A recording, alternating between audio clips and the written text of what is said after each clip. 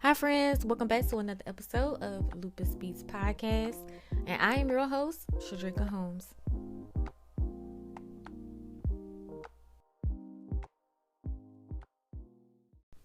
You're listening to Lupus Beats Podcast, Season 2, Episode 4. Anything that I share on this show is from my experiences and my experiences only. If you are looking to make any lifestyle changes, I recommend you speaking to your doctor first. Today we're going to explore 3 things I realized I needed to stop doing. 3 things that I needed to stop doing in order to get serious about lupus and my overall well-being.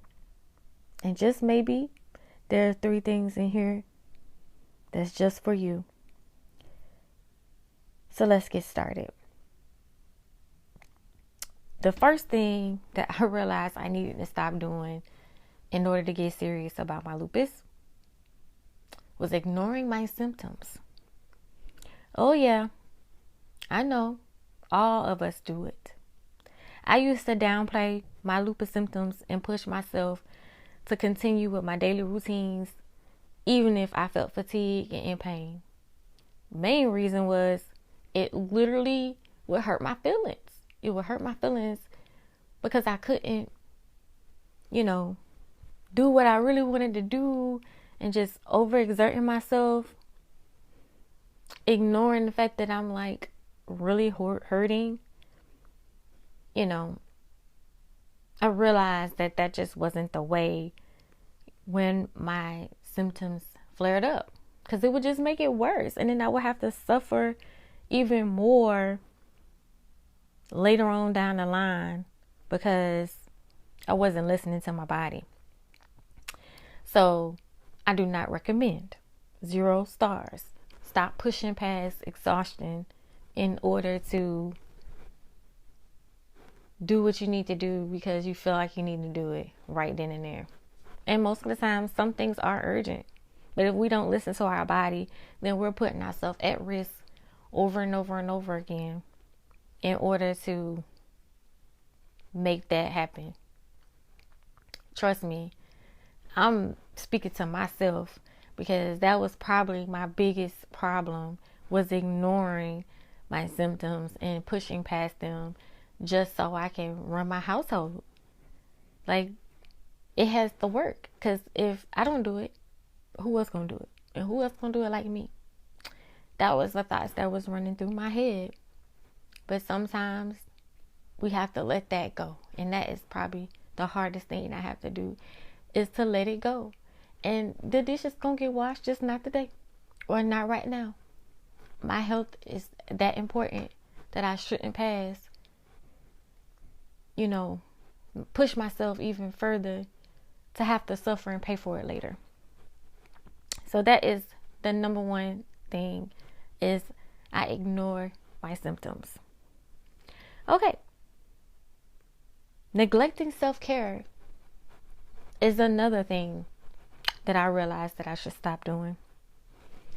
I always prioritize everyone else's needs before my own. I often neglect my self-care, practices, if I have any at all, because anybody who knows me knows I love to get my nails and my feet done. I feel like that is a part of self-care, yes, but that's a maintenance. You know what I'm saying? That's just like an oil change, but, more frequently. So that to me isn't a real self-care ritual or something that I needed to implement. And this is kind of goes in with habits as well, because if we habit stack or do something that we normally are doing, but adding our self-care ritual to what we're already doing, it becomes more of a habit and something that we can get used to, where we're putting ourselves first while we're already doing some everyday task. So that's an idea that you can do. I mean, for me, it is planning.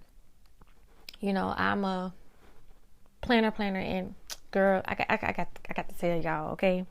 I know this, I'm getting out of line, but I have to go and tell you that I am officially a digital girly. I'm a digital planner now. It's taking me some time to get used to it, but I'm going from paper, a whole bunch of stickers and whatnot, to digitally doing it, and I'm in love because less is more right now for me. Like, I'm trying to eliminate and declutter my home and everything in my life. So digital planning, I'm loving it, trying to get organized, because that is the way that we can implement those self-care practices, by planning. And I'm probably going to talk about planning a lot, and I'm probably going to talk about God a lot. So if you don't like that, you may as well pick another podcast. I just had to put that disclaimer out there because that's probably what I'm going to talk about a lot.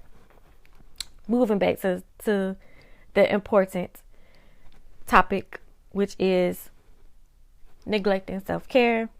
That was number 2 on my list. And then number 3 is, this is a hard one, you guys. This one is a hard one too.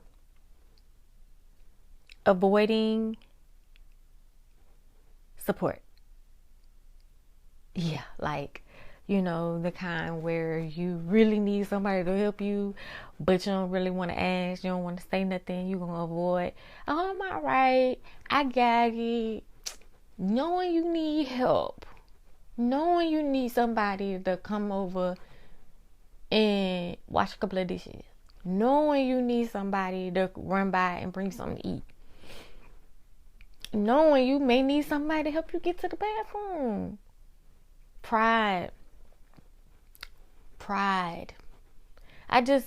It's pride and it's shame, And I'm being real honest. I've learned this just recently in therapy. The reason why I avoid seeking support or help is because I'm ashamed. Whew. That threw me for a loop, because I never really had a name to my feelings, or, why I was hiding behind my symptoms and what I may look like at the time, or like feeling handicapped or crippled. Like, I didn't realize it was because I was ashamed.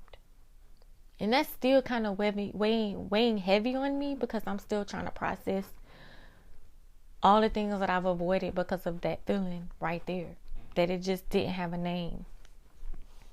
Because, really, I used to think I could handle lupus on my own. And I would not reach out for support. I wouldn't even ask my doctors or professionals. Dang sure, definitely avoided lupus support groups, because I feel like they was the same as me. So how can they help me? I don't know. It just became clear that it wasn't the best way to face what I was going through. And that seeking support was actually empowering, and, being able to be vulnerable and say, I need help, I need assistance, and it being okay. Like, again, I'm still working on some of these things, but I realized that I probably should stop doing them, and that I should seek the help that I needed, or accept the help when it's being offered, instead of saying no and turning it down. Okay, so this is the last one, and I typically don't do this too often, but I know that there are some of you who may need this one right here. Skipping your medication. Like, no. If you take it in the morning, take it in the morning. If you take it at night, take it at night. If you have to do it in the afternoon, do it in the afternoon. Because the more you skip the medications, the more you suffer, the longer you suffer. Like, remembering to stay on top of these things it's a part of your self-care. It's actually a part of planning. It's a part of self-care, making sure that you taking care of yourself. And if you are on medications, or even if you're not taking intensive medications and you're just doing supplements to enhance your routine of things and the way you eat, or whatever you're missing, you supplement in those things. That is also a part of self-care. And so I guess, you can have super bad. I just had a brain fart. I'm sorry. I'm just going to laugh it off and keep it moving. Because again, I'm just now getting back into the routine of this. So it's going to be those moments. I could edit it out, but I'm not. It's raw. It's just the moment. It's the truth. So let's going back to skipping the medications that are prescribed for you. It's serious that you take them. You don't want to keep skipping them and consistently, throwing yourself off and your body off track when you could just upkeep it by taking care of yourself. Even if you need support in that area, all of these kind of tie in with each other. If you can say, hey, remind me to take my medicine in the morning, or just check on me and make sure, having somebody help you stay accountable. That's also, a part of the support that you may need. So, everything that we just talked about. So, the first one is to stop ignoring my symptoms, avoiding help and support, practicing self-care and neglecting my self-care, and skipping medications. All of these things I realized that I should stop doing. And if you're doing any of these things, I suggest you stop doing them too. Well, that concludes this special episode of Lupus Feast Podcast. If you found this content meaningful, please consider subscribing to our podcast and leaving a review. We'll be back.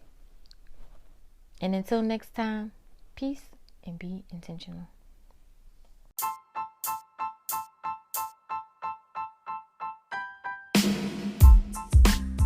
Thank you all for tuning in to another episode of the Lupus Feast Podcast. And I hope you found inspiration, encouragement, and valuable insights today.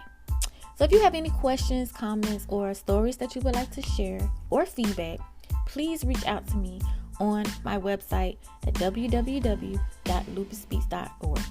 And don't forget to follow me on Facebook, Instagram, TikTok, and YouTube to stay updated on our latest episodes and to join this growing lupus community. Remember, you are not alone on this lupus journey, and I am with you. So stay strong, stay positive, and until next time, you guys, peace and be intentional.